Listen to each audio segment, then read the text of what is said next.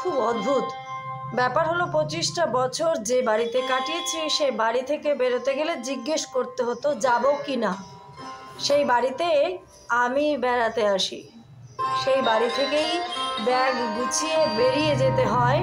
যাওয়ার আগে কয়েকবার দেখে নিতে হয় কিছু ফেলে যাচ্ছে কি না। আর ওই যে আমার সাধের ঘরটা, এইভাবেই ফেলে যাই আমি।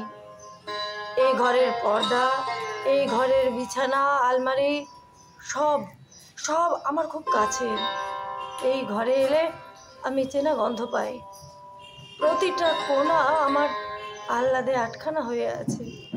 আমি গুছাতাম না আগে, এখন এসে দেখি মা পরিপাটি করে গুছিয়ে বন্ধ করে রেখে দিয়েছে। কত রাত জেগে কাটিয়েছি এই ঘরেই, বন্ধুদের সাথে কত গোপন আলোচনার সাক্ষী এই ঘর। আমার কত কান্না, কত অভিমান, রাগ দেখেছে এই ঘর।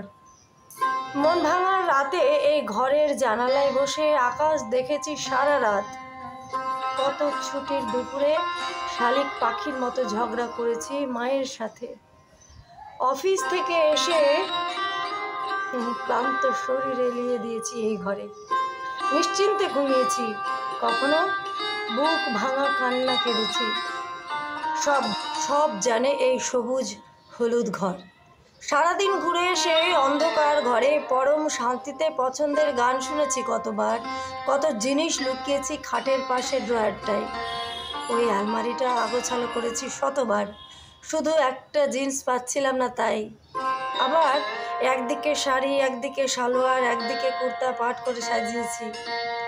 অবাক কাণ্ড হলো, বিছানায় রাখা ওই যে দুটো ব্যাগ, এখনো ওই ব্যাগেই জামা কাপড় আনি, ওইভাবেই নিয়ে যাই। ভাবি 2-4 দিন তো থাকবো, আর আলমারিতে রাখবো না, ব্যাগেই থাক। ব্যাস, আলমারিটাও আর খোলা হয় না। সাজার জিনিস, কানের দুল, রঙিন বাক্স সবই পড়ে থাকে। শুধু একটু হাত দিয়ে দেখি, মাকে জিজ্ঞেস করি, এটা কবে কিনলে, ওটা কবে আনলে, ওই চাদরটা কি নতুন? যখন যাওয়ার সময় বর নিতে আসে হাসি মুখে বলে, আর কতদিন পর বাড়ি ফিরবে। আমি চুপচাপ ব্যাগ নিয়ে বাইকে উঠে বসি। জবাব দেওয়ার মতো কিছু থাকে না।